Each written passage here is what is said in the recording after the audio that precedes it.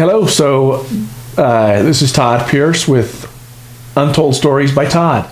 And the whole purpose of the show is to kind of learn about other people's walks of life and cultures and stories that they may be wanting to share. And today I'm lucky enough to have my son.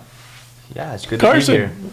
How are you? Good, how are you? Good. Happy Mother's Day.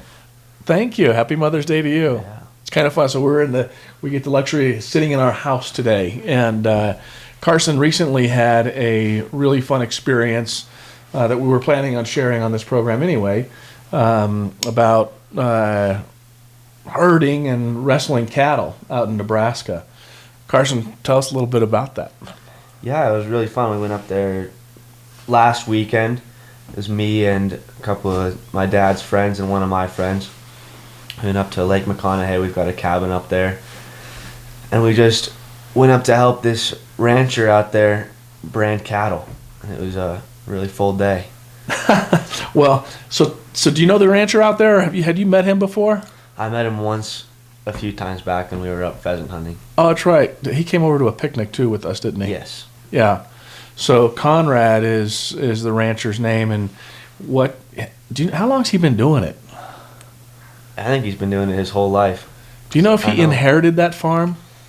No, from what I've talked to him about and what I've been told is that he's just been a hard worker. He started out like on a small farm, like maybe 1 or 2 acres in just a little house, and then he just worked really hard all the way up to now. I think he owns around 10,000. So 10,000 acres. It's a lot of land. Yeah. Considering our house sits on 6,000 square feet or something like that. Yes. Yeah. It's a lot of land. It's a lot of land.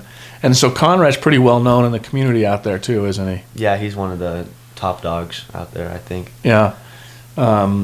He recently, I remember him telling me the story, he bought the high school that he went to because it had, they'd since built a new high school and this one was just kind of being unused. So he bought that high school and turned it into a senior center, right?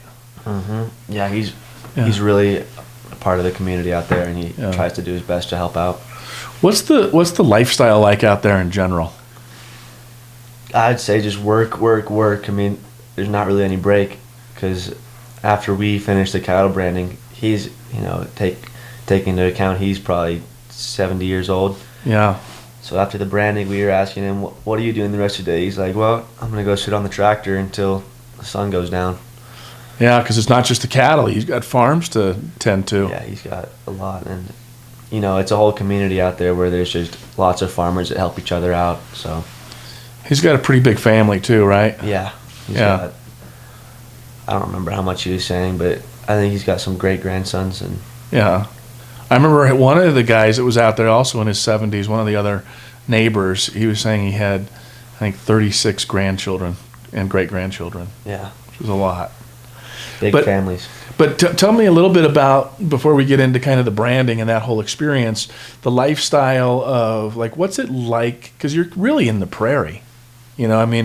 What's that feel like versus living in, Centennial suburbia, Colorado? It's just so much more open and so much more free, You're in here and then there's a person you see every 30 seconds. You see a person or a house or something like that. And when you're out there, it's just like kind of you're alone and you just have free reign. There's not really a whole lot anyone can say or do to make you not do something. It's just kind of whatever you want.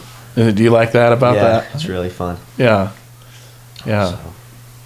So when we were driving out to Conrad's farm, tell me a little bit about that drive again. Like, how long did it take us to kind of just drive across his land? It took us probably 45 minutes or an hour, and we were going pretty fast for the first little bit, just down the dirt road, kind of in between farms. It just kind of took us straight through. But then we got stuck behind these horse trailers that were going to the same place we were, so that's right. That probably increased our time by quite a bit. Yeah, we were going slow. Yeah. So just describe that whole scene when we get there. Because you're right, there were horse trailers kind of coming from all different directions, and they were big horse trailers. So What's that scene like when we finally pull into the ranch and you got all these cowboys and cattle and dogs and family and like what? Describe that a little bit. Well, yeah, you get there and then right when you open the door, the first thing you notice is the smell and the sound. You got the smell of cow poop and the sound of just cows mooing. And you got a couple horse neighs in there. Just you know what you'd picture in a farm. Yeah. That's just like a working farm. Yeah. So you get there and we kind of got led over to where Conrad was. So we got to say hi to Conrad for a little bit, and he kind of told us what the deal was, and then he introduced us to who we would be working with for the actually wrestling the calves and getting them branded.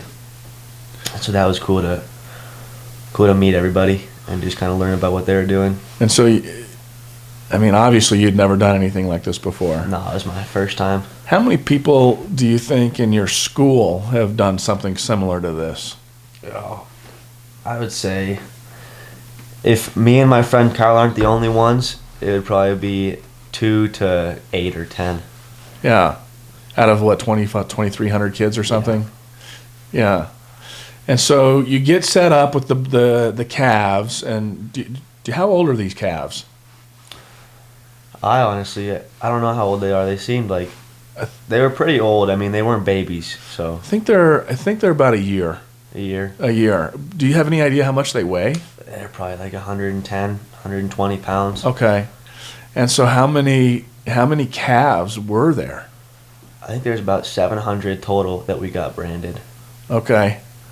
And so who in general is doing the branding? I mean, we're there to kind of help out and obviously learn a little bit about farm life and cowboying, but who else is doing it? Well, we're there to help get the cows on the ground, but the people who are actually branding are just, all the locals. So you've got people from all over that come in, and these brandings happen every weekend or so. And so just the community kind of comes together to help each other out. So it's, just all the local farmers and their kids, they all help out there. What was the youngest kid that you saw doing this? I don't know, probably 10. Yeah. 10 years old riding a horse and lassoing cows. It's Wow. pretty cool to see. Wow. I mean, and they're pretty big horses. Yeah, he looked like a little tiny guy compared to that big horse. It's amazing. Yeah. He probably rides that horse better than he rides a bicycle. He probably does. I couldn't do it. I remember last year when I was out there, I saw one of those kids, and same age range, but you got all these horses lined up on the post, and this kid had his lasso and just grabbed a horse and just like it was nothing, threw his leg in the stirrup and hopped on the saddle and rode off and went into that arena and started lassoing cattle. Yeah. That was pretty impressive. Yeah, it's cool to see. Was it out there? Was it hard to learn? Well, it was hard to learn. It probably took us, I don't know, probably five tries to really start to get it down, because the horse drags it in, and our job is to flip the cow over and hold it down so that they can come and brand it and give it a vaccine and give it an ear tag. So yeah, the first few times we were just watching and seeing how they did it, and then we're finally like, well, I guess really the only way to learn is just to jump in there and do it. And so we did that, and it took us probably 4 or 5 tries to get it down. So you mentioned branding, tagging, and vaccination. Vaccination's pretty clear, but do you have any idea what the purpose is for the tag and the brand? They told me it was a fly tag, so I'm pretty sure it keeps flies away, is what my impression was, but I'm not positive. I think that the tag, from what I heard, was more of a date stamp. Date.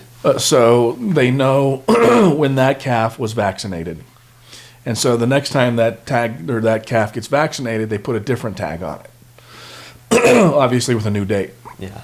And then the branding, what's the brand about? It's just all about ownership, because that branding, there's probably five owners that had cows there. So each of them has a different color tag. So you get them on the ground, and then you tell who's actually branding, what color the tag is, and then they get a brand based on what color that is, and they just brand it so that no one can take the cow and just clip off the tag, and then so no one can steal cows. Basically, that's the purpose of it. So that's just like that's an old Western deal that's still current. It's been going on forever. As long as there's been cowboys. Yeah, and really it's for the sale of the cow too, right? So when the cows are sold, they know who they belong to. Mm-hmm. Yeah. What was Conrad's brand? You remember? No. I think it was. So it had some sort of a symbol, and then the 71. Oh, 71. Oh, 71, yes. Yeah. Yeah, that's what his farmers called, I think. But and then so tell me about actually wrestling the cow, because that's a pretty intense deal. Yeah, it is. So, like I said, the horse lassos them. So you got a cowboy coming in. Yep. They lasso them by the back 2 legs. And so sometimes you've got one that's standing up and kind of hobbling backwards, or sometimes they only get 1 leg. And those are the hard ones, because you have to get in there and just grab their tail, which is sometimes because they just poop whenever they want. So sometimes their tail is just soaked with poop. Oh. And I've got bare hands because the gloves, they don't let the gloves make they slip, so you don't get a good grip on the tail or whatever. So what you have to do is you have to grab the tail and just yank up and just throw the cow down, kind of like a wrestling move. And then one guy gets on the head and holds the head down, and the other guy gets on the back 2 legs and make sure that no one gets kicked in the face.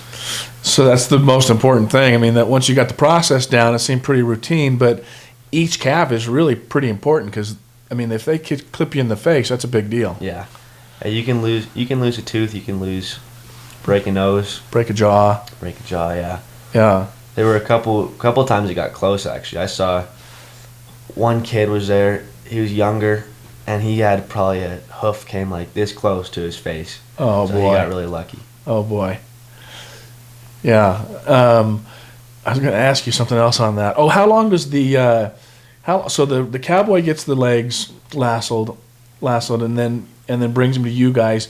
How long does it take to get that, get it wrestled down to the ground, get it branded and vaccinated? What's that process? How long is that? I'd say probably 2 minutes total. 2 minutes. 2 minutes on the high end, because sometimes you're waiting a while for them to get branded, and because they've got other cows to take care of too, so sometimes you're waiting a while, but I wouldn't say more than 2 minutes per cow. So then once the calf is branded and been vaccinated and everything, then what do you do with the calf? You just let it go, and they go off to a separate area, and then they just live their life until the next thing they need, or the next thing they need them for.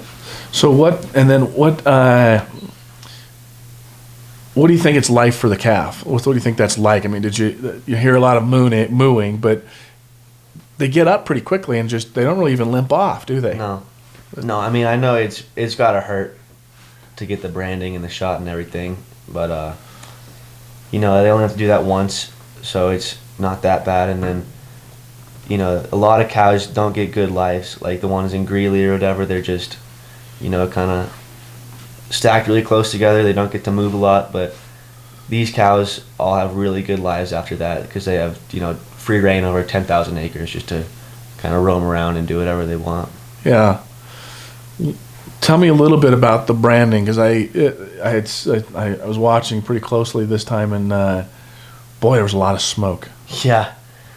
So once the irons are hot, so they burn the fur, and there's sometimes you're sitting there, and when they start branding the cow, just all that smoke is just like burnt fur coming off, and sometimes it's just all hitting you right in the face, and it smells so bad. It's like I don't know if you ever singed your hair, like when you turn the grill on or something. Oh, right. It's that times 1,000.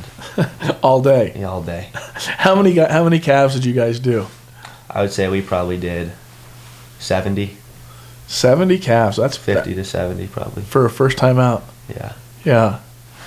Yeah, that's amazing. Well, what was your takeaway? What did you really learn from it? I just learned, where the food comes from, which I think everyone needs to learn about, because if you're eating steak and you're eating meat, then you should know how that gets to your plate, and you just shouldn't just be ignorant about it and just think, oh, here's the food. I think it's really good to know where that comes from. What's involved. I think it's really good to know what life is like for a lot of people, because, you know, I mean, Wyoming, Nebraska, Kansas, all the people that are living in that kind of area, you know, they just have totally different lives than we do here, and it's just interesting to learn about. And they're supplying a lot of the food to America. Yeah, that's right. That's where all the food comes from.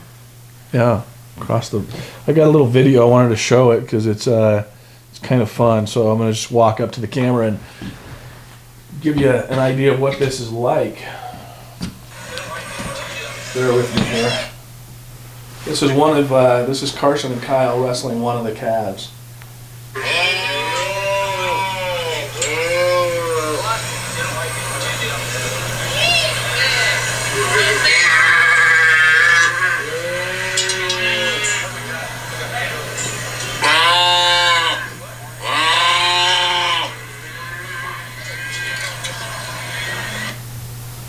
So there you go.